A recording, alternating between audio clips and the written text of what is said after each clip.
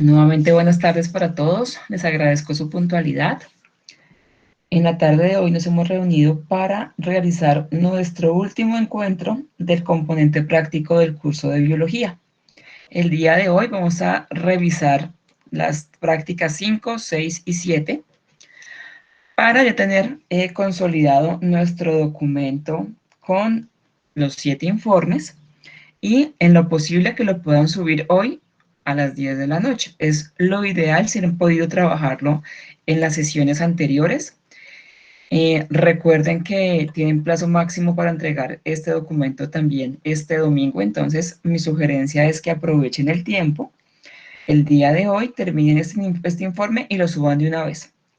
Y aprovechen el fin de semana, ya sea para descansar o para realizar las otras actividades, porque recuerden que también nuestra tarea 4 deben entregarla el día domingo a más tardar.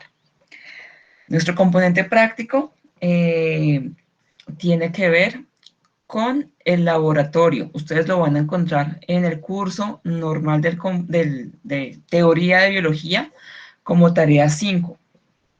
En este momento ustedes van a subir la tarea en otro curso y ahorita les voy a mostrar por dónde es, les voy a recordar. Por ahí se califica, yo más o menos hacia el 10 de mayo más tardar les estaré enviando sus notas, pero yo creería que va a ser más bien a más tardar este jueves 6. Y eso tiene un proceso que se demora un poco, porque debo subir la calificación a una plataforma que se llama OIL. Esa plataforma, hasta que todos los profesores de biología hayamos terminado de calificar, sube las notas a la plataforma, es decir, que ustedes a más tardar el 14-15 de mayo estarán viendo sus notas inicialmente donde veían la invitación al componente práctico y después sí se van a ver reflejadas en la nota de la tarea 5 en el campus normal. Si se dan cuenta, tiene un puntaje muy alto, entonces mi sugerencia es que revisen que tengan cada uno de estos informes bien desarrollados, que tengan toda la información que se requiere para que obtengan el puntaje más alto posible. Les recuerdo entonces cómo se desarrolla esta actividad. Entonces, les daré primero esa conceptualización teórica de estas prácticas 5, 6 y 7. Y luego cada uno de ustedes debe desarrollar esos informes, consolidarlos en el documento que tenemos como anexo, entrega de informe de laboratorio. Y como les decía hace un momento, esperaría que hoy a las 10 de la tarde, perdón, a las 10 de la noche tengan listo ya esos informes en ese solo documento y lo puedan de una vez subir a nuestro curso del componente práctico de biología. Si no lo hacen hoy, tienen máximo hasta este domingo 2 de mayo para hacerlo. A los que acaban de llegar, mi invitación es que ojalá lo hagan hoy, porque recuerden que este domingo también deben entregar la tarea 4. Entonces, para que no se les unan las dos tareas o que se les olvide alguna de ellas, entonces mejor entreguen hoy el 30 de abril su informe de laboratorio y a más tardar el 2 de mayo su tarea número 4 del curso. Sé que algunos es la primera vez que están en esta parte del componente práctico, entonces voy a recordarles como la ruta para ingresar al curso del componente práctico, que es ahí donde ustedes deben subir la actividad. Entonces, normalmente nuestro curso de biología es este. Lo encuentran como biología y el código del curso que es 201101. Pero en el caso del componente práctico no van a ingresar por acá. Deben ingresar por el que dice 2011-01, biología, componente práctico. Aquí es donde deben ingresar a ustedes. A algunos les aparece pegadito al de biología normal, pero yo sé, aquí a la mayoría lo encuentran casi al final de su página inicial de mis cursos virtuales. La mayoría lo encuentra abajito. Pero por favor, busquen el que dice 2011-01 Biología, componente práctico. En el curso normal, en la tarea 5, no los va a dejar subir la actividad, debe ser por acá.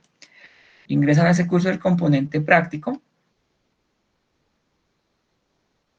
y les va a desplegar estos tres enlaces. El primero es el foro, es un foro realmente más informativo que realmente interactivo. Ahí les contaba las fechas, horas y enlaces para estos encuentros. Y ahí también van a encontrar las grabaciones de los encuentros anteriores y el que vamos a tener el día de hoy. Apenas se descargue y lo pueda subir a YouTube, se los voy a subir por este medio para que tengan la información como se los hice en los encuentros anteriores. El siguiente enlace básicamente es donde van a encontrar la guía, el protocolo y el anexo, digamos que es la parte de documentos del componente práctico. Y en el último, el que dice componente práctico virtual, enlace de la actividad por este lado, es donde ustedes van a subir su informe de laboratorio. Les recuerdo, debe ser un solo documento con las 7 prácticas. A mí me aparece aquí la calificación. A ustedes les debe aparecer un enlace para subir la actividad por este medio. Nuevamente les recuerdo, es por el curso del componente práctico en este enlace. Por acá. Voy a hacer el ejercicio. Si ustedes se meten al curso normal de biología y buscan tarea 5, calificaciones, bueno, ustedes lo van a encontrar en su entorno de evaluación. Voy para acá para que lo vean mejor. Si ustedes se van para la parte de evaluación, en la tarea 5, aquí se dan cuenta y se han mostrado a los estudiantes porque ustedes por ahí no van a encontrar ningún enlace para poderlo hacer. Pues no les va a dejar habilitar el ingreso de la tarea. ¿Por qué? Les recuerdo, debe ser por el curso del componente práctico en este enlace que dice entrega a la actividad. Listo, ahora sí, iniciamos con nuestra teoría de las prácticas 5, 6 y 7. Práctica 5 tiene que ver con reproducción en células, básicamente mitosis y meiosis. Vamos a tener como unos conceptos claves para ampliar un poco más esta información de lo que es este tipo de reproducción. Entonces recordemos que la información genética de cada una de las especies la encontramos en nuestro ADN. Es una doble hélice donde encontramos en ella ácidos nucleicos, que son las bases nitrogenadas, un azúcar y un grupo fosfato, que se unen de acuerdo a una complejidad propia de ellos, pero que en ellas encontramos la información genética de cada especie.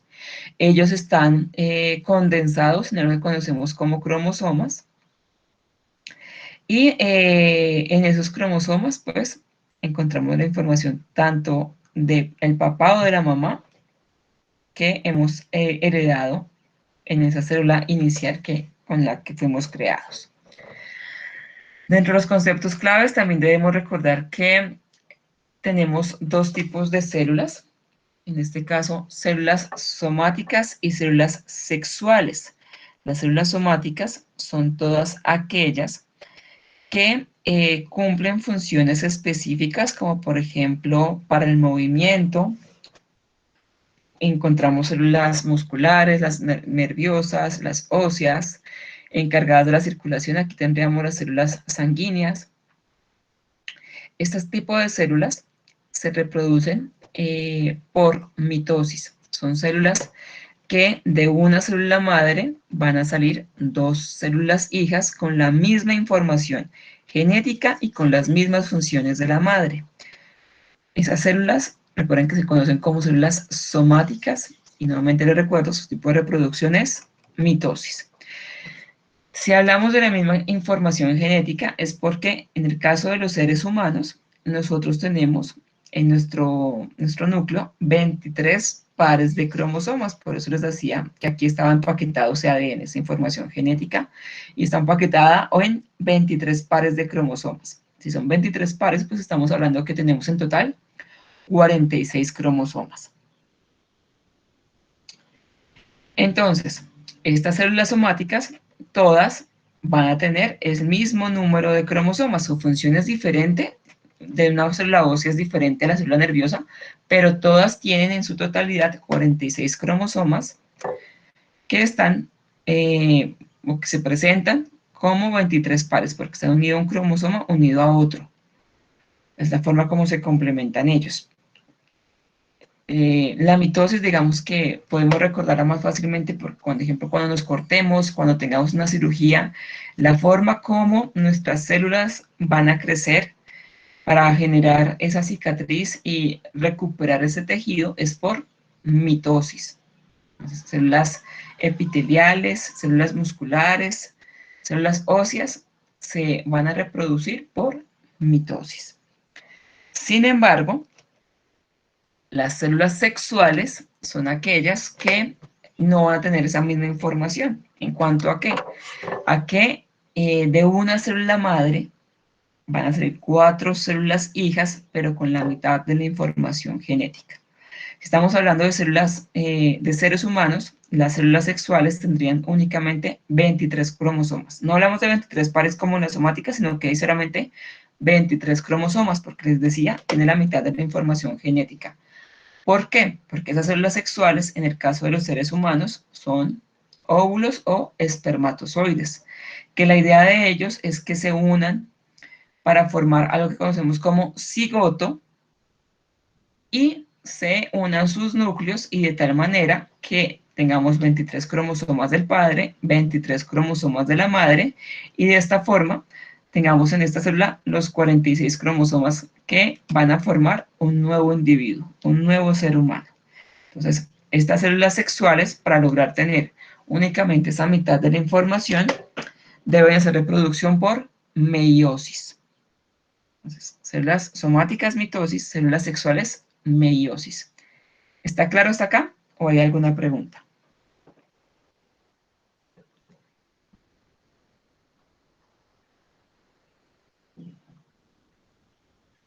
Listo, Juan Camilo, gracias. Gracias, Caterín. Listo. Entonces, las células como tal deben tener un ciclo celular y por tanto una reproducción celular. En este caso, ese ciclo celular es cuando tanto células eucariotas como procariotas van a tener un tiempo para poder crecer, realizar las actividades metabólicas propias de su cuerpo y en algún momento empezar a hacer la replicación del ADN, es decir, aumentar el número de cromosomas que tienen ahí presente y hacer la división de ellos, tanto de los cromosomas como de la célula como tal, generaron la reproducción de esta nueva célula. Todos estos pasos que les acabo de comentar se conoce como ciclo celular. Como les acabo de decir, es propio de todas las células, ya sean procariotas o eucariotas, todos tenemos ciclo celular. Lo que ocurre es que en el caso de las células eucariotas, recordemos que las eucariotas hacemos parte de los reinos animal, vegetal, fungi y protista. Nosotros tenemos en este ciclo celular dos fases diferentes. La más larga de todas esas fases se conoce como interfase. Ya se las explico con esta gráfica. Y luego de ella sigue la división celular. La interfase prácticamente es la misma para las células somáticas como las células sexuales. Para el proceso de división celular sí va a variar dependiendo de la célula. Si es una célula somática, hace mitosis, si es una célula sexual, hace meiosis. Pero, como les decía, la interfaz es la misma en ellas. Entonces, esta es la imagen de ese ciclo. Todo esto que vemos aquí es la interfase. Si se dan cuenta, es la más larga de todas. Entonces, la célula creció, hizo todas sus actividades que requería y en algún momento debe iniciar con su ciclo celular y su ciclo reproductivo. Esa primera fase se conoce como G1. En este caso, es el crecimiento tanto de la membrana celular como el momento en que se empieza a pensar en que el núcleo empiece a duplicar ese ADN.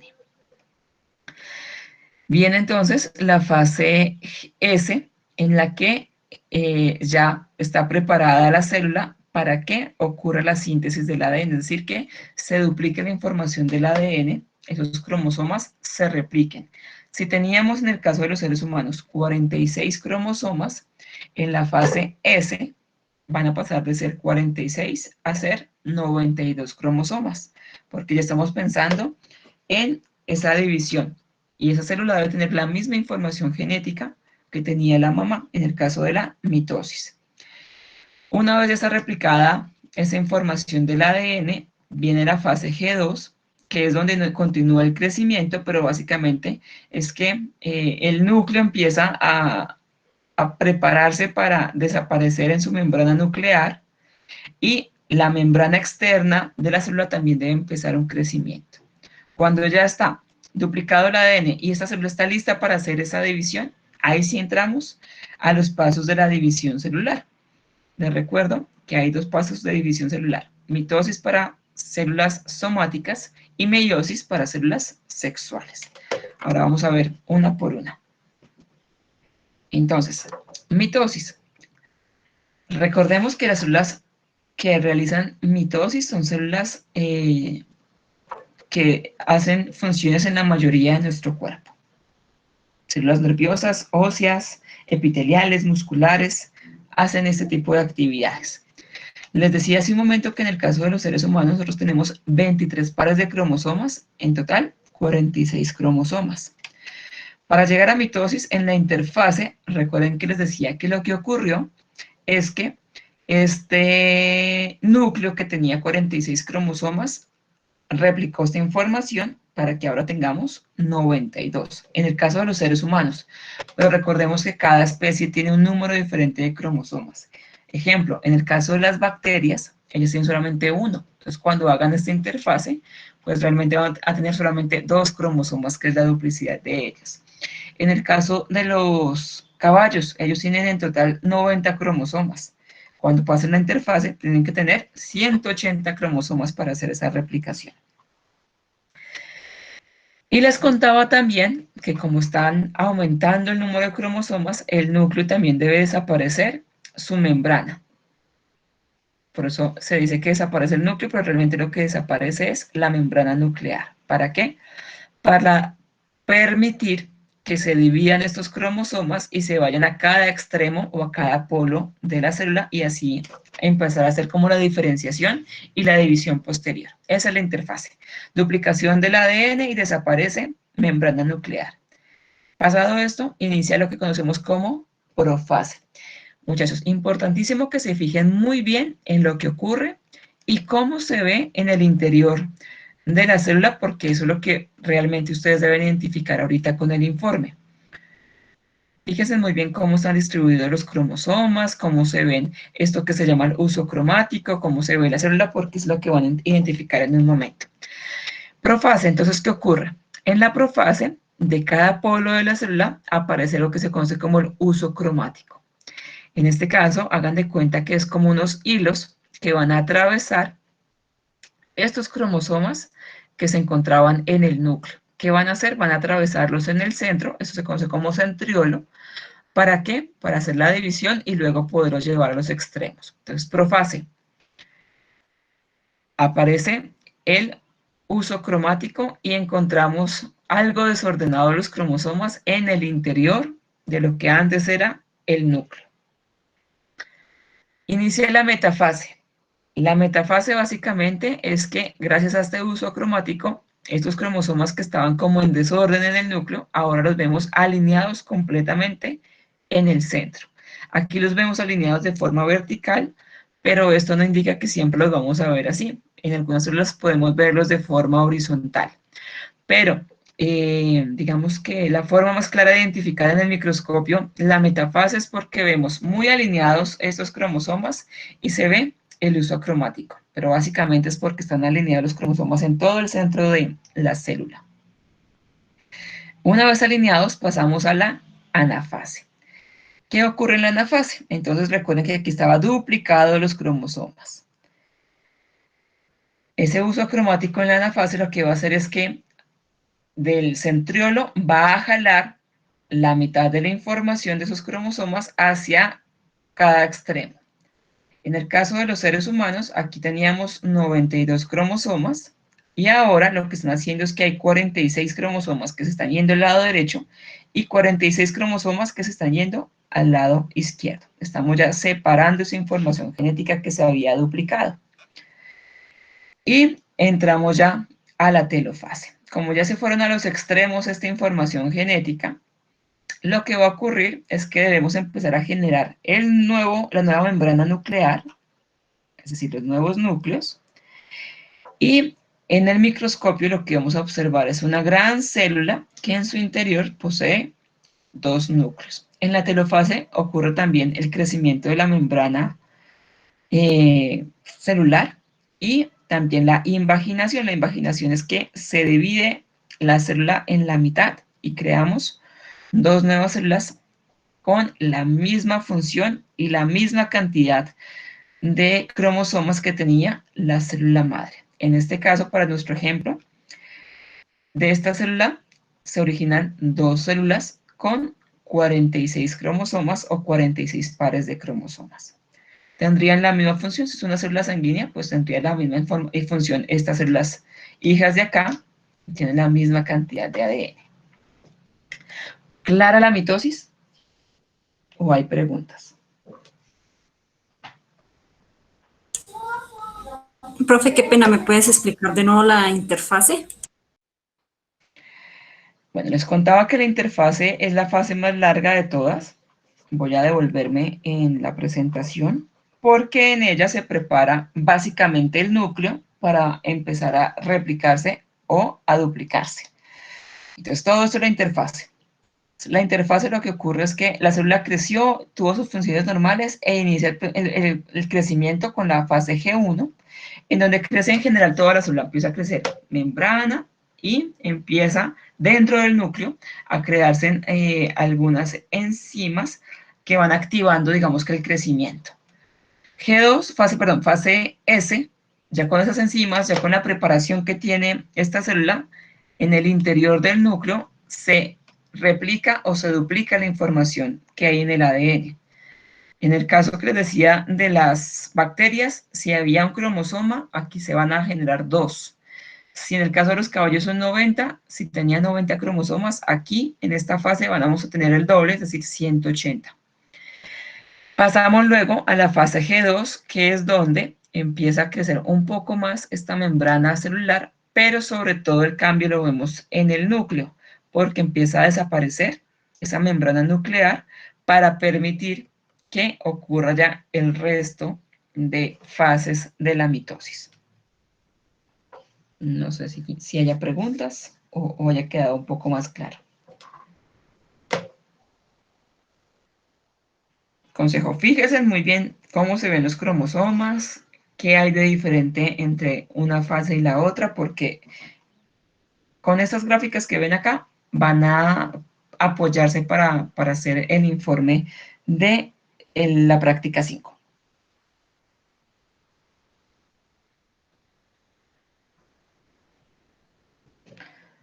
Jorgen, puedes hablar.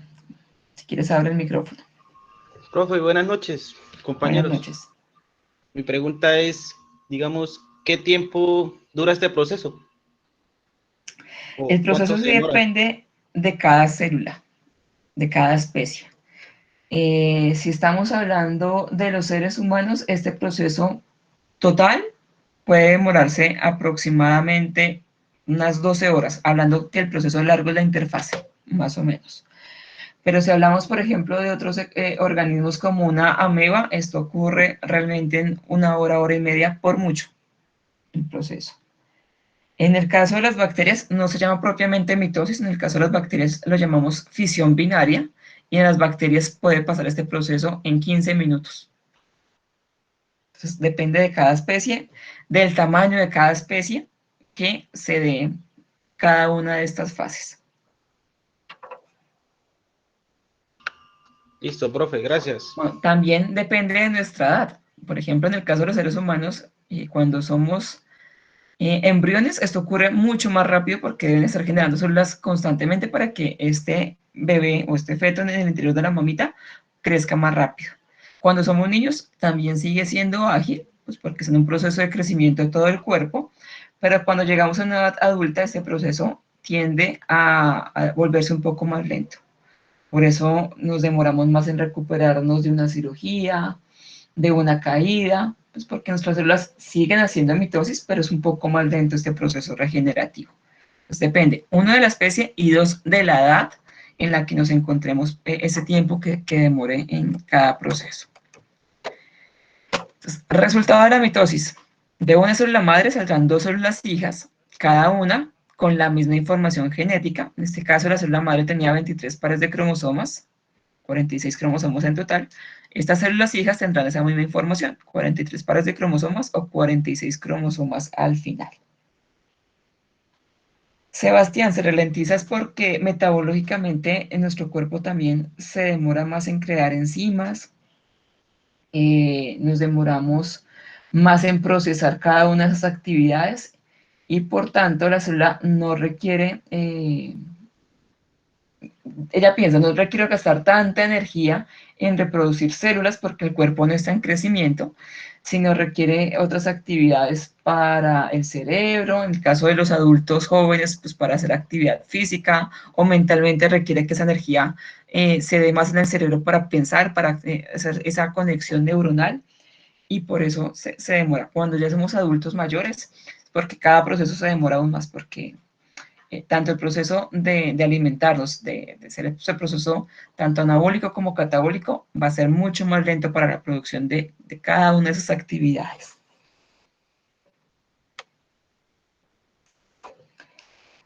En cuanto a las células cerebrales, no es que se ralenticen, sí hay que estarlas haciendo un ejercicio práctico con ellos. Digamos que lo que se puede demorar un poco más es como la unión que se va a dar entre las células, pero digamos que si uno ejercita normalmente esas células leyendo lo que les dicen a los abuelitos, haga crucigramas, haga sopas de letras, si las tiene activas, seguramente ellos van a continuar ese proceso de activación.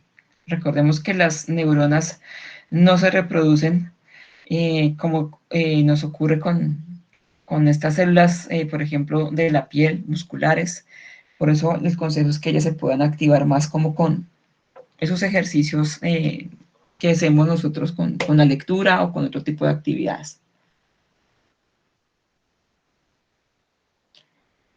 Sí, Mónica, ya les muestro ahorita la actividad para que vean las fases y qué es lo que tienen que colocar. Voy a explicar. Meiosis y ya les explico qué hacer con el informe de la práctica.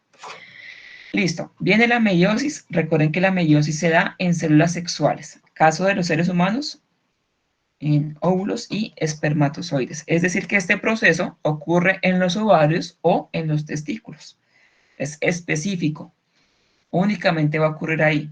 No puede ocurrir en otro tipo de tejido, no puede ocurrir en otro tipo de células porque recuerden que de este tipo de reproducción va a salir como resultado 4 células hijas con la mitad de la información genética.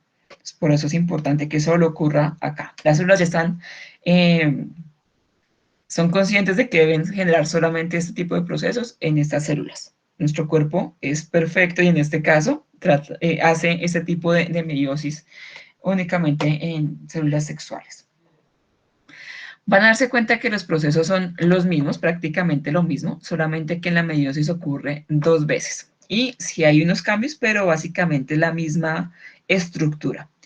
Recuerden que la interfase ocurre tanto en mitosis como en meiosis. Aquí esta célula que tenemos aquí ya tuvo que haber tenido un proceso de interfase. Recuerden que en este caso es que se duplica la información del ADN. Si seguimos hablando, por ejemplo, de seres humanos, de esa célula madre que tenía 23 pares de cromosomas o 46 cromosomas en total, estaremos teniendo aquí ya 92 cromosomas y ha desaparecido la membrana nuclear. En este caso, ya para explicar meiosis, me gusta más que lo entiendan por colores. Entonces, digamos que lo que tenía originalmente la célula era este color azul, este cromosoma de color azul. Y su replicación es el color rojo. Al ser replicado, esperamos que tenga exactamente la misma información. Pero es importante que nos fijemos en los colores. En este momento pensemos, azul era lo que tenía la madre antes, rojo lo que se replicó, es decir, lo que se reprodujo para iniciar este proceso. Profase, entonces, la profase 1 tiene que ver, es muy parecida a lo que veíamos en la meiosis. ¿Qué ocurre? Aparece el uso cromático en cada uno de los polos de la célula y lo que va a hacer es empezar a conectarse con el centriolo, que recuerden que es el centro donde están uniéndose estos 2 cromosomas que se han reproducido. Esa es la profase. Metafase 1. Al igual que en la meiosis, lo que debe hacer es que el uso cromático me va a alinear estos nuevos cromosomas en todo el centro de la célula. Y una vez estando ahí, pasa la anafase 1. En la anafase 1, entonces, nuevamente este uso cromático lo que va a hacer es empujar, más bien jalar, estos cromosomas hacia los polos. Pero por favor, fíjense muy bien en los colores que les hablaba hace un momento. ¿Qué está pasando en estos cromosomas? Si se dan cuenta, este de acá abajo, se supone que era el original, pero fíjense que tiene una puntica roja. Y esa puntica se fue con el otro cromosoma. Vean lo que está ocurriendo en la siguiente, en el otro extremo. No se fue todo lo original a un lado, por decirlo de alguna manera, sino que tenemos uniones de lo que estaba replicado con lo que teníamos anteriormente. Se están mezclando. ¿Por qué esta información se la plasmo de esta manera? Si recordamos un poquito nuestra tarea 3, cuando hablábamos de genética, nosotros les decíamos que nuestro ADN o nuestros genes están compuestos por dos alelos. Y en ese momento hablábamos de homocigotos, si hablábamos de que teníamos esos alelos con la misma letra, que la letra es la forma como simbolizamos esos alelos o esa información. Pueden también simbolizarse con letras minúsculas. Cuando estábamos hablando que son alelos dominantes, decimos que es una letra mayúscula, alelos recesivos, letras minúsculas, y que podemos tener la combinación de los dos para llamarlos, en este caso, heterocigotos, en este caso son homocigoto dominante, homocigoto recesivo o heterocigotos. Es la información que tienen nuestros genes. ¿Qué ocurre acá? Cuando está haciéndose el proceso de replicación, ¿qué esperamos? Que si tenía esta información, pues que el nuevo cromosoma la replique tal cual. Si aquí teníamos dos alelos dominantes, pues van a salirme dos alelos dominantes. Si aquí eran dos alelos recesivos, pues este cromosoma que se ha replicado se supone que debe tener la misma información. Igual nos pasa con los heterocigotos. En el caso de que tengamos esas características homocigotas, cuando ocurre el proceso de división, pues van a seguir siendo homocigotos, en este caso dominantes, o homocigotos recesivos, ya sea que se vayan para un extremo o para el otro de la célula. Pero ¿qué pasa cuando mis genes, por ejemplo en el caso para el color de los ojos, eran heterocigotos?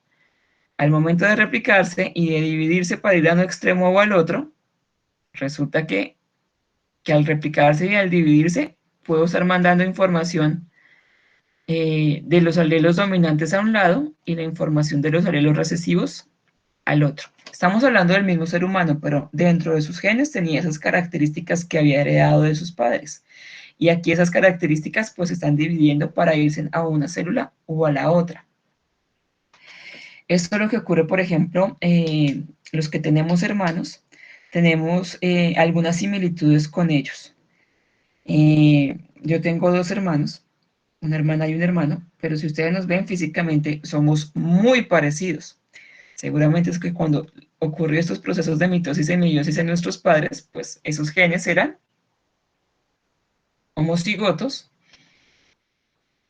Cuando se dividieron tenían la misma información que al unirse con la célula, el óvulo con el espermatozoide, seguían siendo, en ese caso, homocigotos o heterocigotos dominantes.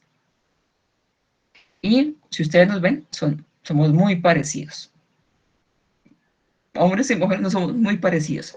Pero ¿qué pasa con los hermanos que siendo el mismo papá y mamá, uno es más alto que el otro, uno es morenito y el otro es blanco, el uno tiene los ojos claros, el otro oscuro, uno tiene el cabello liso, el otro crespo? Pues que en los genes de los papás, cuando ocurrió esto, seguramente algunos genes, no todas las características van a cambiar así. Algunas pueden ser homocigotas, otras heterocigotas, pero en algunos genes si tenían esta ser heterocigotos, y cuando se dividió, pues se fue una parte dominante para el uno y una parte recesiva para el otro.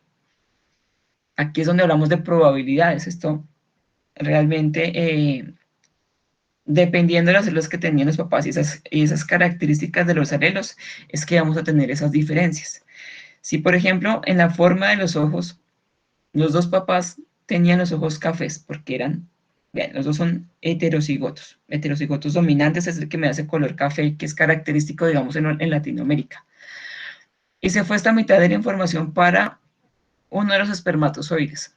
Y ese espermatozoide fue el que logró ingresar al óvulo, formó un cigoto, pero ese cigoto tiene la información dominante que venía del papá. Pues de pronto, al unirse con la información de mamá, los hijos saldrán con los ojos de color café. Pero si en el siguiente espermatozoide que se creó y que se unió con el otro óvulo, la información era este homocigoto recesivo, y de pronto también se formó ese homocigoto recesivo con la célula de la mamá, pues seguramente el otro hijo saldrá con los ojos claros, siendo de los mismos padres. Aquí es donde se da esa diferencia del uno o del otro. Es porque les decía aquí esa diferencia de los colores. Aquí viene la importancia de lo que les decía, de lo que viene de papá y de mamá. Entonces, retomemos, anafase, entonces ya estamos llevando este uso acromático, esos cromosomas hacia los polos, hacia los extremos. Viene algo que conocemos como telofase 1 y citoquinesis. Telofase 1, recuerden que es que se crea nuevamente una membrana nuclear y se divide por la mitad el ADN. Realmente aquí se llama telofase 1 y citoquinesis porque realmente no es que ocurra que se genere un nuevo núcleo, sino básicamente es que la célula se divide por la mitad. ¿Por qué solamente ocurre esto? Porque ingresamos nuevamente dentro de esas células divididas a tener algo que conocemos como profase 2. ¿Qué es la profase 2? Ya desapareció el núcleo, o sea, realmente nunca ocurrió aquí que tuviéramos esta membrana nuclear, sino que lo que está ocurriendo es que nuevamente vuelve a aparecer dentro de estas células hijas que se crearon en esta primera fase de la meiosis. El uso cromático vuelve a aparecer y va a incrustar los centriolos de estos cromosomas que tenían acá. Metafase, esos cromosomas ya se van a alinear en todo el centro. Pero fíjense muy bien en los colores, no lo veo todo rojo o todo azul, sino ya vemos esas mezclas, por lo que les acabo de contar. Una vez alineados, nuevamente este uso cromático, en la anafase lo que va a hacer es arrastrar esta información a los extremos. Ahora fíjense cada vez más cómo están viéndose ellos. Siendo el mismo ser humano, fíjense en que la información ha cambiado un poco. Básicamente es por eso, porque estamos dividiendo esos alelos que estaban en nuestros genes. Anafase hace que se vayan a los extremos estos cromosomas y la telofase 2 ahora sí aparecen esas nuevas membranas nucleares y se divide en la mitad estas células. Resultado, de una sola célula madre que tenía un número de cromosomas, van a aparecer al final 4 células hijas con la mitad de la información genética. En este proceso de división les decía que lo ideal es que fuera la misma información en la mitad, pero en ocasiones, dependiendo de algunas predisposiciones que ya vienen dentro de nuestra misma genética, pueden aparecer algunas mutaciones. Ejemplo, en el caso del cromosoma número 21, puede que no aparezcan 2 alelos como lo tenemos pensado, sino que aparezcan 3. En ese caso, cuando ocurre esto específicamente en el cromosoma número 21, es cuando tenemos seres humanos con síndrome de Down. Es porque hubo, en este caso, en la meiosis, una mutación y en ese cromosoma no se crearon 2 alelos, sino al final quedaron 3. Eso es lo que ocurre acá. Y desde acá, desde este proceso, digamos que se empieza a generar la predisposición a que cuando se una con ya sea un óvulo o un espermatozoide, este ser humano que se va a crear en la unión de esta célula y este espermatozoide pueda tener síndrome de Down. Bueno, ahora sí nos vamos a nuestra práctica 5. En su informe van a encontrar este cuadrito. Este cuadrito básicamente me está haciendo énfasis es en la mitosis. Entonces, aquí busquen, básicamente, son las 5 fases que hablábamos hace un momento. Interfase, que desaparece básicamente el núcleo y vemos una mayor cantidad de ADN en el interior de lo que era él. Está la profase, que es donde vemos que ya no está el núcleo, pero que el ADN o los cromosomas se encuentran algo esparcidos en lo que antes era ese núcleo. Anafase, que están alineando los cromosomas en el centro, y metafase, que se van hacia los extremos, y la telofase. Esas 5 es la que van a analizar. Consejo: amplíen la información, o esta imagen más bien, amplíenla muy, muy bien, y visualicen qué es lo que está ocurriendo. Fíjense en las otras células. Las otras células vemos muy bien su membrana celular, en el interior cómo se encuentra el núcleo, se ve bien definido en las otras, y fijémonos qué es lo que está ocurriendo en lo que antes era el núcleo. Vean cómo era antes y compárenlo. Lo que deben definir es pensar qué está ocurriendo en esta célula, básicamente en el interior de lo que antes era el núcleo. Fíjense si están alineadas las células, si están esparcidas, si vemos como si se estuviera arrastrando de un lado al otro. Si hay 2 núcleos dentro de una célula, seguramente va a ser que están en telofase. Entonces aquí básicamente es identificar muy bien qué es lo que está ocurriendo en esas células que están marcadas y colocar en estos cuadritos la fase que ustedes creen en la que se encuentran cada uno de ellos. Y contestar estas preguntas. Son 3, básicamente las vimos en esa explicación. Si hay dudas, pues pueden revisar en su protocolo de la actividad, en la práctica 5, el video que tenemos también ahí para la revisión y mejor explicación. Si no, también pueden remitirse a los libros que tenemos en el curso de biología en la tarea número 3, que hablamos de genética. Entonces ahí van a encontrar esa información, o si no, aquí en el video que se encuentra aquí en la práctica 5, fundamentación teórica, y también hay información sobre él. Esa sería la práctica 5. Isabel, no te preocupes. Tranquila, igual ahorita paso la grabación para que puedas revisar la explicación de esta práctica 5. Práctica 6 habla sobre fenómenos de transporte celular. Entonces, recordemos que el transporte celular se da en las membranas. Aquí tenemos la estructura básica de una membrana nuclear o celular, más bien, y está compuesta por fosfolípidos. Es una doble capa de fosfolípidos. Tanto a los 2 extremos los encontramos. Y estos fosfolípidos básicamente es un lípido unido a grupos fosfato. Estas 2 moléculas van a hacer que esta doble capa de fosfolípidos tenga una función específica. Al tener en los extremos una parte polar y en el interior una parte apolar, hace que no cualquier sustancia pueda ingresar o salir de la célula. Eso es lo que se conoce como permeabilidad de la membrana celular. Y es por esta composición química va a hacer que solamente sustancias afines a esa polaridad que tienen estos fosfolípidos puedan ingresar o salir de la célula. De esta manera restringen un poco eso, que no cualquier cosa salga o cualquier cosa entre, sino que realmente la célula permita ese ingreso. Básicamente deben ser sustancias de un tamaño muy pequeño, que se puedan haber degradado un poco en el exterior y que la célula pueda ingresar. Si no lo puede ingresar por la membrana como tal a través de los fosfolípidos, pues la misma membrana ha creado algunos túneles, por llamarlo de alguna manera, para permitir ese ingreso. Entonces, de esta manera vamos a encontrar que en la membrana nuclear hay unas proteínas, que son estas que vemos aquí incrustadas. Hay algunas que solamente se encuentran en una parte de la membrana, como hay otras como estas que las atraviesan. Sobre todo estas que atraviesan la membrana a los 2 extremos, son esas proteínas que nos van a permitir el ingreso o salida de sustancias de mayor tamaño, o a través de un gasto de energía van a permitir que ingresen o salgan por acá.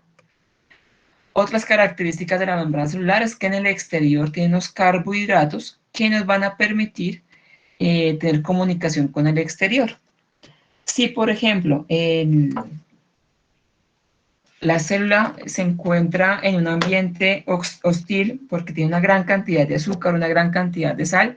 Quien le va a informar al interior de la célula de esos cambios van a ser estos carbohidratos. Esos cambios que tengan ellos, pues le van a dar esa información a la célula para que pueda comunicarse al interior y no se vea tan afectada, que de alguna manera pueda ver algún cambio. Ya entendiendo eso, entonces vamos a hablar un poco más sobre esos fenómenos de transporte celular. Entonces, hay transporte pasivo y transporte activo. Transporte pasivo, hablamos de él cuando la célula no requiere un gasto de energía para poder hacer ese transporte, ya sea al interior o al exterior de la célula. Y el transporte activo es porque sí requiere que haya un gasto de energía. Recordemos que los seres vivos almacenamos energía en forma de ATP, adenil trifosfato. Esos enlaces fosfato son los que van a hacer que se almacenen energía de una mejor y mayor eficiencia en los seres vivos. Aquí vamos a ver entonces ejemplos de transporte pasivo, que es lo que vamos a trabajar en el informe como tal. Entonces, otro término que tenemos que tener en cuenta es lo que conocemos como gradiente. El gradiente es el lugar donde encontramos una mayor cantidad de solutos. Solutos, recuerden que es esa información, bueno, esa sustancia que mezclada con agua intenta en este caso ingresar a la célula. El gradiente es donde hay una mayor cantidad de estos solutos. En este caso vamos a hablar que esta parte de arriba sería la parte externa de la célula y la parte de abajo sería la parte interna de la célula. Si, por ejemplo, este soluto que hemos marcado acá quiere ingresar a la célula, va a ir del lugar donde hay mayor concentración de estos solutos al lugar donde hay menor concentración. Eso lo conocemos como transporte pasivo. ¿Por qué? Porque digamos que ir de donde hay una mayor concentración a donde hay una menor concentración va a facilitar el camino, porque la célula siempre va a intentar buscar un equilibrio entre el interior y el exterior de la célula. Si vamos del lugar donde hay mayor concentración al de menor, pues vamos a permitir ese equilibrio, a que haya la misma cantidad de solutos, tanto en el interior como en el exterior, de tal manera que no haya un gasto de energía, porque la célula busca ese equilibrio. En este caso, el ejemplo más claro para transporte pasivo es lo que conocemos como ósmosis. Ahora, ¿qué pasa cuando ocurre lo contrario? Cuando el gradiente que quiere pasar, o el soluto más bien que quiere pasar, va del lugar donde hay menos concentración al lugar donde hay mayor concentración. En este caso no es algo natural y que busque el equilibrio del interior con el exterior. Por lo tanto, para que pase este soluto de donde hay menor concentración a donde hay mayor concentración, sí requiere que haya un gasto de energía. Recuerden que esa energía es en forma de ATP y de tal manera esto se va a conocer como transporte activo. La actividad de hoy, esa práctica 6, está más enfocada a esto que conocemos como ósmosis, por eso voy a ampliar un poquito más esta parte de la ósmosis y del transporte pasivo. Entonces, recordemos que la ósmosis se define como el paso del agua a través de la membrana, pasando de donde tenemos una gran concentración de agua, o en este caso de solutos, hacia donde hay una menor concentración. ¿Para qué? Para lograr el equilibrio en la célula. Entonces, si aquí tenemos este recipiente y en su interior tenemos una membrana, que es esta línea que tenemos, yo la veo como rosada, vemos que en el exterior hay una mayor cantidad de solutos, que son estos rojitos que están acá, en comparación con el interior. Pero en el interior hay una mayor cantidad de agua, que son estas representadas por los círculos azules. ¿Qué va a hacer la ósmosis? Pues va a hacer que pase de donde hay una menor cantidad de agua a donde hay una mayor cantidad de agua, o donde hay una mayor cantidad de solutos a donde hay una menor cantidad. ¿Para qué? Para que al final del proceso de ósmosis haya un equilibrio, la misma cantidad de agua y la misma cantidad de solutos, tanto al exterior como al interior de la célula. ¿Por qué es importante el equilibrio celular? Que me pregunta Catherine, porque de esta manera recordemos que nuestro cuerpo debe estar siempre en equilibrio para que ella pueda sobrevivir. Cuando haya un cambio extremo, se va a ver afectada completamente eh, toda la estructura de la célula y por lo tanto también sus funciones. Ese equilibrio no siempre es bueno cuando la concentración que está en el exterior, por ejemplo, o en el interior, es muy diferente y va a causarle, por lo tanto, problemas a la célula. Ya te voy a mostrar unos ejemplos para que veas qué pasa. O sea, siempre busca el equilibrio para de alguna forma eliminar sustancias que ya no le sirven o permitir que ingrese alimento, permitir que tenga todas sus funciones adecuadas, pero no siempre ese equilibrio va a ser bueno. Ya te muestro algunos ejemplos. Aquí tenemos la estructura de las células. El estado ideal de ese equilibrio se conoce como un estado isotónico, y el estado isotónico o esa concentración isotónica ideal para que las células se encuentren en equilibrio y puedan tener sus funciones es que se encuentre básicamente en 0.9% de una solución de cloruro de sodio o una solución salina. Esa es la concentración ideal de sal para que una célula pueda funcionar. Si alguna vez han estado hospitalizados o algún familiar lo ha estado y ha sido necesario aplicar solución salina, si ustedes se han fijado muy bien en la etiqueta, nos dice que tiene el 0.9% de cloruro de sodio o 0.85, que realmente es la concentración ideal, pero la mayoría lo van a globalizar al 0.9%. Esa es la concentración ideal para que una célula pueda realizar sus funciones sin ningún daño, sin ninguna afectación. Esa es la concentración ideal y esa la conocemos como una concentración isotónica. Hablo de los seres humanos, pero si la mayoría de seres vivos, en cuanto a animales, por ejemplo, tenemos esa concentración. Pero van a haber unos que pueden soportar una concentración diferente. Por ejemplo, si estoy hablando de especies como peces y especies que se vivan en concentraciones de sal muy altas en el mar, entonces esta concentración puede variar un poquito. Si hablo, por ejemplo, de bacterias que viven en salinas, que es donde podemos encontrar estas bacterias, pues la concentración que pueden soportar es un poco mayor. Te escucho.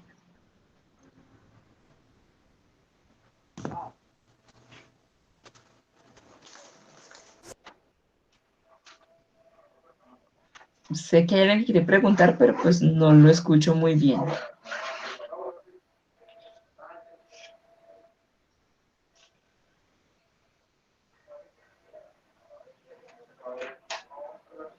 Marcus, ¿tienes alguna pregunta?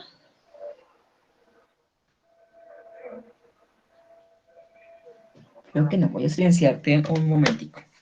Esas, digamos que como les decía, 0.9% es la concentración ideal para la mayoría de seres vivos, pero dependiendo de condiciones extremas, como les contaba, por ejemplo, las salinas, o cambios, por ejemplo, los que viven en el mar, pues puede variar un poquito esa concentración, pero digamos que esto es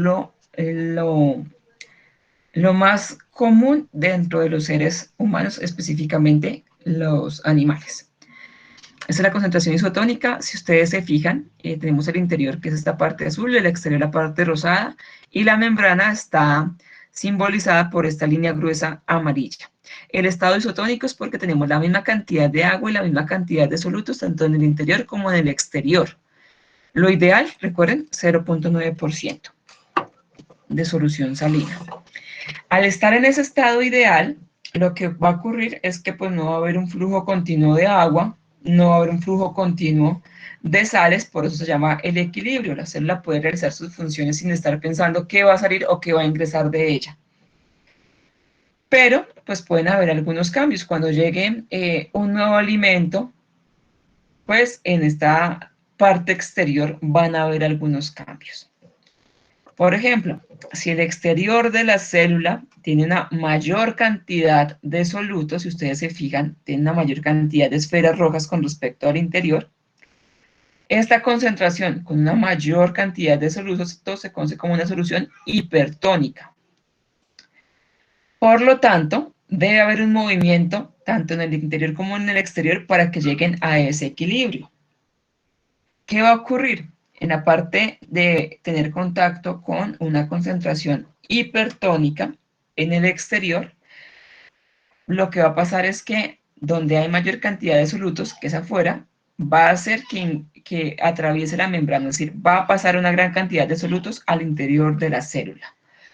Pero va a pasar también que como en el interior de la célula tenía una mayor cantidad de agua con respecto al exterior, pues que la célula lo que va a hacer es donar agua, dar agua al exterior. Es decir, que la célula se va a deshidratar cuando en el exterior hay una gran cantidad de sal.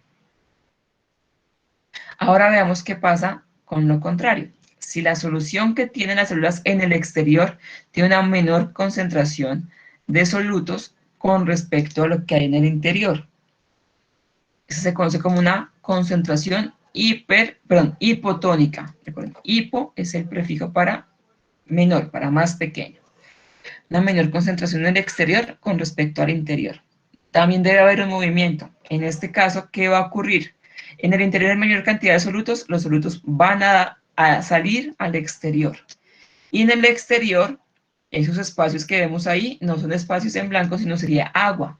Del exterior debe ingresar agua a la célula, siempre va a haber un intercambio de agua y de solutos entre los dos, hasta que llegue al equilibrio. Concentraciones hipertónicas es todo aquello que sea mayor al 0.9%. Si hablamos de un 2%, de un 10%, 20%, es una concentración hipertónica. Las soluciones hipotónicas son todas aquellas menores al 0.9%. Hablamos de soluciones hipotónicas cuando hablamos de una concentración del 0.5%, 0.2%. Todo lo que sea menor a esto ideal, eso sería una solución hipotónica. Sebastián me pregunta que si no se mantiene en equilibrio la célula explota. Depende de la concentración. Entonces, si es hipotónico, que esa concentración es menor con respecto al interior, va a ingresar agua. En ese caso, la célula se va a hinchar, a llenar de agua, y pues en algún momento la membrana celular no va a soportar tanto esa presión y se va a alisar, se va a romper. En el caso de que en el exterior hay una concentración hipertónica, la célula se va a deshidratar y al deshidratarse pues también pierde componentes y puede llegar también a morir. Es por eso es tan importante que logremos el equilibrio, pero no el equilibrio de cualquier forma, sino ojalá un equilibrio en esta concentración. Por eso, si lo pensamos ya en nuestro cuidado, es que debemos pensar en cómo nos alimentamos, qué cantidad de sal, qué cantidad de azúcar estamos consumiendo. Si estamos pensando en medicamentos, es ese medicamento qué tanto va a influir en estas concentraciones isotónicas en el interior de la célula. Si estamos hablando, por ejemplo, de los alimentos, por ejemplo, ahorita que hay un gran debate si le ponemos impuestos a las bebidas azucaradas, pues pensemos que lo que le vamos a dar a nuestro cuerpo es esto, una concentración muy alta de azúcares, y pues vea lo que le va a pasar a nuestras células. O sea, hay que pensar en todo un equilibrio, o sea, no solamente pensar en nosotros como mi cuerpo, cómo lo cuido, sino desde lo que estamos haciendo, cómo vamos a ejercer algún cambio en el otro. Si estamos hablando de la parte de animales, pues esto también va a influir en ellos, cómo le demos el alimento, pero también nos ayuda, por ejemplo, cuando estamos enfermos. Cuando estamos enfermos, también hacer un cambio en estas células puede hacer que podamos hacer algunas transformaciones y lograr recuperar nuestro cuerpo. Entonces, es por eso importante conocer cómo está nuestro cuerpo, qué sustancias están ingresando, tener en cuenta principios activos para hacer estos ejercicios. Bueno, ahora les voy a explicar cómo me va a cambiar el interior de la célula dependiendo del tipo de concentración que tenga en el exterior. Fíjense muy bien esto porque de aquí es donde van a responder la práctica número 6, de acuerdo a esto que les voy a explicar. La base del fundamento pues ya se las di, pero sobre todo es cómo me cambia el interior de estas células. Entonces vamos a ver la comparación de una célula animal y una célula vegetal con las tres concentraciones. Estado isotónico. Entonces aquí tenemos los eritrocitos, células sanguíneas. Les contaba en la primera sesión que los eritrocitos son cilíndricos y que hay una hendidura como un huequito en la mitad. Eso es su estado isotónico, es decir, que está en una concentración del 0,9% tanto en el interior como en el exterior. Es el estado en equilibrio, el estado ideal de estas células. Ahora veamos una célula vegetal, también las vimos en las imágenes de las sesiones anteriores. Tienen su pared celular bien constituida, su membrana y su citoplasma están cubriendo toda la pared celular, la recubren toda. Fíjense muy bien en la vacuola. La vacuola, recuerden que es la que almacena agua. Está de un tamaño que no me cubre toda la célula, que no me la está como transformando, pero tampoco se ve deshidratada. Importante también que vean que no hay espacios entre el citoplasma y la pared celular. La forma de ellos normalmente es cuadrada, lo que hemos conocido, pero lo que les decía es más que vemos como ángulos, como se ve en una célula vegetal en estado normal o en equilibrio, en solución isotónica. ¿Qué ocurre cuando en el exterior exponemos una célula animal o vegetal a una concentración hipertónica? Recuerden que es mayor al 0,9%. Les decía que lo que va a ocurrir es que del interior de la célula va a donar agua al exterior y del exterior van a ingresar solutos al interior de la célula. ¿Cómo se vería la célula animal después de este proceso? Deshidratadas. Se ven de un tamaño menor, no se ven cilíndricas, sino se ven completamente irregulares, más bien pequeñitas, porque han perdido agua. Ahora miremos la célula vegetal. La pared celular se mantiene intacta. Esa es una gran ventaja que tienen ellas. Tienen pared que les va a dar les permite soportar grandes cambios. Pero fíjense en el citoplasma. Ya no me está recubriendo toda la pared, sino vean que ya tenemos espacios en blanco. ¿Por qué? Pues al perder agua, se deshidrató, perdimos el tamaño también de la vacuola por deshidratación, y por eso vemos los espacios que hay entre la membrana y el citoplasma con respecto a la pared celular. Ahora veamos qué ocurre si la célula está expuesta en su exterior con una concentración hipotónica, es decir, que hay menor concentración de solutos en el exterior con respecto al interior. Debe ingresar agua a la célula y la célula va a donar solutos al exterior. Por lo tanto, al ingresar agua, era lo que preguntaba hace un momento Sebastián, va a ingresar agua, se va a inflar estas células, vean que ya no se ve cilíndricas, sino se ven más bien redondas, hasta que llegue un punto, si realmente la concentración es muy bajita, puede llegar a algún momento en que la membrana no soporta tanta presión que tiene por el agua, y hagan de cuenta un globo. Estos globos pequeñitos se llenamos de agua, soportan cierta cantidad hasta que un momento, en el caso de los globos, el látex no resiste y lo rompe. En este caso, la membrana celular no resiste esa presión y se lisa, es la palabra técnica. Lisar significa romper. Al romperse, pues la célula va a morir. Los dos extremos no son buenos. ¿Qué pasa con la célula vegetal? Sigue dando un gran soporte a la pared celular para que no se dañe tan rápidamente la célula, pero fíjense en que ya no se ve ese ángulo que hablábamos ahorita, más bien se empieza a ver como un poquito más redonda la célula. En este caso ha ingresado agua. Eso es como la diferencia entre el uno o el otro.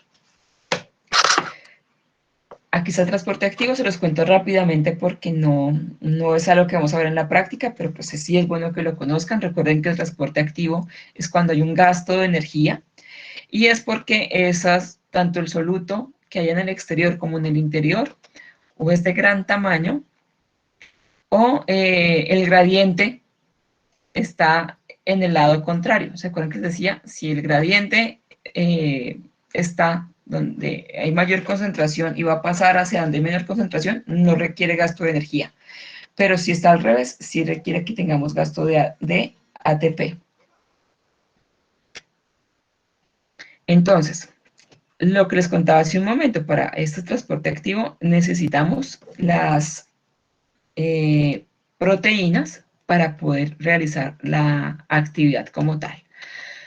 Con el ATP, que está representado en este caso por un triángulo que tiene 3 partecitas. ¿Por qué 3? Porque tenemos 3 grupos fosfato. Lo que va a hacer es que va a donar un grupo fosfato para que activar esta proteína. La activa y permite que la proteína se abra como una especie de túnel y permita que ingrese o que salgan esos solutos. Esa es una opción. La otra opción que tenemos para transporte activo es cuando tenemos una bomba de sodio y potasio, que en este caso ellos tienden a ir en lado contrario. Entonces puede ingresar sodio, pero al mismo tiempo debe ir saliendo potasio. Si tenemos estas dos sustancias en los lados contrarios, pues nos van a permitir que se abran estos canales en las proteínas y que pase el intercambio fácilmente de ellos. No sé si hay preguntas acá. Voy a mostrarles qué hay que hacer en nuestro informe. Entonces, en la práctica 6 van a encontrar tres imágenes. La mayoría son células sanguíneas, la otra es una célula vegetal. ¿Qué deben hacer? Nuevamente mi consejo. Aprovechen el zoom, amplíen muy bien la imagen y verifiquen qué es lo que está ocurriendo acá. Ustedes ya miraron estas mismas imágenes de una célula normal. Esta es una célula, esto es un tejido de una hoja de lodea, que la vimos en la práctica 1, que ustedes vieron bien cómo estaban constituidas esas paredes, cómo se veían bien rectangulares. Entonces la idea es que ustedes lo amplíen y aquí me digan qué está pasando. Entonces, que es una célula, por ejemplo, que es una célula vegetal y que ustedes ven que se encuentra expuesto a una concentración, dependiendo de lo que ustedes ven ahí, me va a decir isotónica, hipotónica o hipertónica, y me dicen el por qué. Porque se ve que está ingresando agua y la célula está inflamada, o porque ven que la célula perdió la forma, por lo tanto está deshidratada. Bueno, hacen una explicación, o ven que la célula se ve con su estado en equilibrio, su estado normal, y debe ser una concentración isotónica. Entonces, aquí están esas tres imágenes y es lo que deben hacer aquí en la parte de descripción. Y contestar estas dos preguntas sobre transporte activo y transporte pasivo. Algunas se las contesté ahorita, si no, pueden buscar información en los libros que tenemos en el curso del componente, perdón, en el curso normal de biología. Y ahora nos vamos a nuestra última práctica. Práctica 7, rasgos genéticos. Para esto necesitamos un espejo para podernos ver y contestar las preguntas. Para contestarlas hay que recordar lo que hablábamos hace un momento con la meiosis, recordar que nuestras características físicas provienen también de la información genética que hemos heredado de nuestro papá y de nuestra mamá. Cuando hablamos de genética hablamos de fenotipo y de genotipo. Recuerden que fenotipo son las características físicas, lo que podemos ver. Entonces aquí está el ejemplo del color de los ojos, nuestra forma de la nariz, el color o la forma del cabello, eso es el fenotipo. Y el genotipo es cómo están nuestros alelos constituidos, que hablábamos hace un momento de ellos. Ese genotipo se representa por letras, el dominante es una mayúscula, el recesivo lo conocemos como una letra minúscula. El genotipo siempre me habla de dos alelos, que es la información que tenemos de papá y de mamá. Si los dos son letras mayúsculas, hablamos que es homocigoto dominante. Si los dos son letras minúsculas, son homocigotos recesivos. Heterocigotos es cuando tenemos un dominante y un recesivo. Pero recuerden que al ser heterocigotos y tener un dominante, el dominante es el que se va a ver. Físicamente es lo que se va a ver, aunque en los genes tenga también algo de recesivo. Físicamente lo que se va a ver es esta dominancia. Hablábamos de las leyes de Mendel, eso lo vimos en la tarea número 3, que hablábamos, por ejemplo, de la ley de la uniformidad, que les hablábamos que Mendel descubrió, gracias a sus experimentos, mezclando alberjas que nunca habían sido mezcladas con otras especies o con otras alberjas que tuvieron otras características diferentes, a las que él llamó razas puras. Entonces, en este caso, eran plantas que, al nunca haber tenido un cambio con otra especie, eran dominantes o recesivas. En este caso, la dominancia la daba el color amarillo y la recesividad el color verde. Al mezclar estas razas puras, ¿qué ocurría? Que sus hijos, en un 100%, iban a ser iguales entre ellos, tanto física como genéticamente. Físicamente era porque iban a ser el 100% amarillos. Recuerden que si tenemos esta letra mayúscula, expresa la dominancia, así que el 100% iban a ser amarillos. Y en el genotipo, todos son heterocigotos entre ellos. Esto es más para recorderis de las leyes de Mendel y de dónde viene esa información, esos cambios que tenemos entre papá y mamá. La forma como se expresa físicamente estos genes no tiene que ver únicamente con la genética de nosotros, sino también va a modificarse un poco por el ambiente en el que nos encontremos. Eso va a hacer que la expresión de esos genes pueda variar un poco. Básicamente es una forma también de adaptación. Aquí tenemos el ejemplo del oso de anteojos, nuestro oso de anteojos que es endémico de nuestro país y que su pelaje es de color negro porque él vive en los bosques nublados y es una forma de camuflarse con el color oscuro que hay en el bosque porque pues hay una gran cantidad de naturaleza y es una forma de camuflarse y de esta forma poder cazar. Tenemos otro oso, estamos hablando de la misma especie, pero en este caso es un oso polar. El ambiente en el que él vive es blanco y la forma de adaptarse de este oso es haber adoptado el color del ambiente en el que se encontraban, también blanco, para la misma función, camuflarse y no ser reconocido por su presa y de esta forma poder cazar y alimentarse. Entonces, esta es la manera como el ambiente influye en nosotros. Los que vieron el CIPAS de la tarea 3, yo les decía que, por ejemplo, en Latinoamérica, nuestro color dominante de los ojos es oscuro, ya sea café o negro. Es una forma de adaptarnos a las condiciones ambientales que tenemos. Pero si hablamos de Suiza, si hablamos de Rusia, el color dominante de los ojos allá es el claro. Es una forma de adaptarnos al ambiente en el que nos encontramos. ¿A qué viene esto?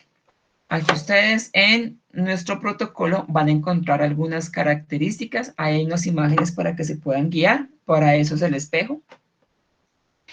Y ustedes lo que deben hacer es reconocerse en el espejo y mirar qué característica tienen ustedes. La primera de ellas es si podemos o no enrollar la lengua.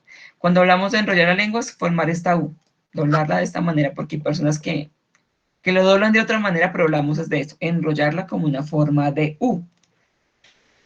En la guía como tal, vámonos al protocolo, van a encontrar esas 7 características y les van a nombrar la letra que me da la dominancia y la característica dominante y cuál es la recesividad. En este caso, para la lengua, enrollarla es la dominancia, no poder enrollar, es algo que conocemos como recesivo. La letra que se ha escogido para esta actividad es la U mayúscula para la dominancia y la U minúscula sería la recesividad. Paso 2, vamos a ver es si nuestros lóbulos que están acá de la oreja están separados o unidos con respecto al resto de nuestra cabeza. Ahí sí miramos con el espejo, separamos un poco el lóbulo y verificamos si al separar un poco sigue adherida este tejido a la cabeza o si hay un pliegue o una división como tal. ¿Listo? Eso es lo que vamos a ver. Vean el pliegue acá. Al separarlo, entonces vemos si hay este pliegue o no. El dominante es que se encuentren separados, esto que tenemos aquí, separados de la cabeza. Si está separado, ustedes van a colocar que ustedes tienen un gen dominante y lo colocan como una letra L mayúscula. Si está adherido, si lo trataron de separar y se ve totalmente adherida, no hay un espacio entre el lóbulo de la oreja y su cara, sería una recesividad y lo representan con la L minúscula. Paso 3 tiene que ver con cómo podemos doblar nuestro dedo pulgar. Y hablamos es de si podemos lograr un ángulo de 90 o de 45 grados cuando doblamos en la primera falange. Si lo logramos, tenemos el gen dominante, que es P mayúscula. Si no se puede separar a 90, sino algo mayor, sería la recesividad. Caso 4, hablamos de la línea continua del cabello. La letra que utilizamos acá es la B mayúscula. Si vemos que nuestro cabello sigue en una línea continua, o pico de viudas cuando se genera como esta punta hacia la parte media de nuestra cabeza. El 5 tiene que ver con los vellos de nuestras falanges. Digamos que la dominancia en los latinos es que nosotros tenemos vellos en las falanges. La recesividad es que no lo tengamos, sean 1 o 2 pelitos, eso ya es dominancia, ya hay pelitos ahí. Paso 6, hablamos, es la diferencia entre el dedo anular, y el índice con respecto a nuestro dedo medio. Esa es la diferencia entre el uno y el otro. El informe como tal, entonces, básicamente es responder 2 preguntas que tenemos acá y contestar con respecto a sus características, cuál es su fenotipo y cuál es su genotipo posible. ¿Por qué posible? Pues porque no sabemos con gran seguridad si tenemos, somos homocigotos dominantes, homocigotos recesivos o heterocigotos. Por eso decimos que posible. Entonces, ustedes van a encontrar esta misma tablita. Lo que van a hacer es colocar una X en la característica que ustedes tengan. Si ustedes pueden enrollar la lengua, donde dice fenotipo, colocan una X ahí en la lengua enrollada. Si no lo pueden hacer, entonces al frente de donde dice lengua no enrollada, colocan la X. Y donde dice genotipo es, siguiendo las letras que les propone aquí la guía, colocar cuál creen que es el genotipo posible. En el caso de la lengua, por ejemplo, la lengua enrollada que me dice el enunciado, que es la característica dominante por U mayúscula, pues ¿qué debe poner? Para que sea dominante, para que se exprese esa dominancia, es porque debe ser un homocigoto dominante, como la letra que me decide o que me da el enunciado de la U, pues coloco doble U mayúscula. O la otra posibilidad, para que físicamente se vea el gen dominante, es porque puede ser un heterocigoto. Eso únicamente lo hacen con el fenotipo que tengan ustedes, expresar cuál sería ese genotipo posible. Es complementar ese cuadro, presentar esas 2 preguntas y ya hacer unas conclusiones generales de las 7 prácticas de laboratorio. Se ve mucha información ahorita, pero cuando hagamos el ejercicio van a ver que es sencillito, no es tan complicado. Consejo, revisen muy bien las imágenes que les proyecté, amplíen las que tienen acá para poder definir cuáles son las características y qué tipo de etapa está la mitosis, o en ese tipo, en qué tipo de solución está inmersa esta célula. ¿Preguntas?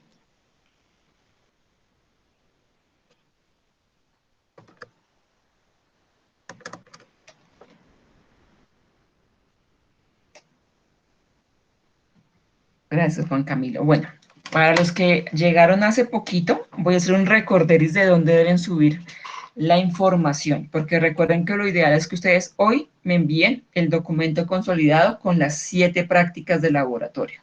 O si no, a más tardar, tienen hasta el domingo 2 de mayo para poderlo subir. ¿Por qué tan poquito tiempo? Pues porque tuvimos 12 horas de componente práctico, donde ustedes me tienen aquí de forma sincrónica para poderlo contestar.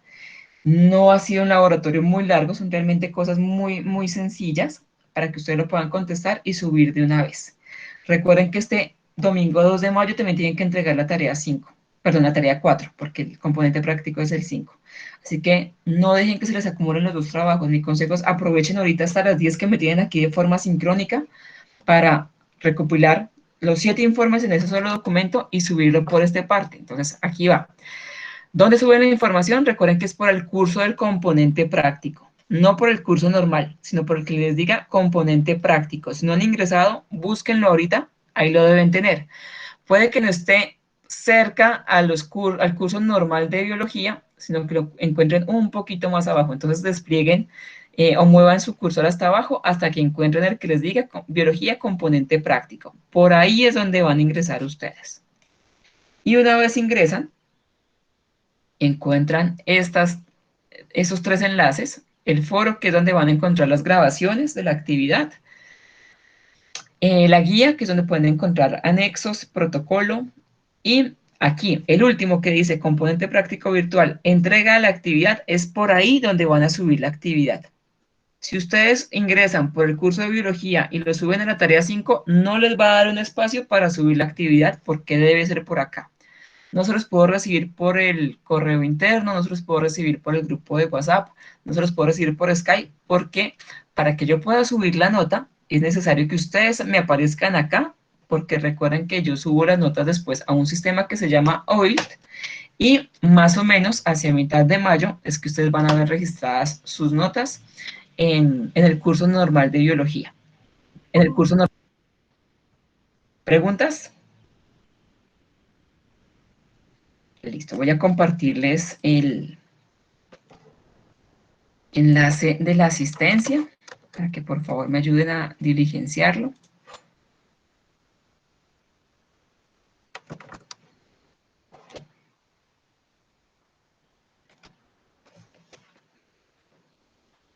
Marcos, aparece el lunes porque hay digamos que está activado el sistema para que las personas que también tengan el componente práctico el día de mañana tengan los 2 días para poderlo hacer. Los que tienen mañana componente práctico tendrían hasta el lunes para poderlo hacer.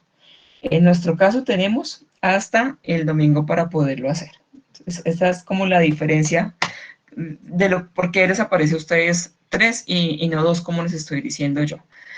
Mi consejo es que no lo dejen hasta ese día porque se les va a mezclar con un montón de trabajo, sino que aprovechen y súbanlo de una vez. Créanme que el tiempo les alcanza. Recuerden que estamos trabajando en nuestro grupo de Skype. Es ahí por donde yo les respondo las preguntas que tengan sobre el componente práctico, máximo hasta las 10 de la noche. Apenas yo tenga la grabación de la teoría que acabamos de tener, se las comparto por el grupo de Skype, por el foro del componente práctico, para que lo tengan ahí. Voy a detener la grabación para Tutora, que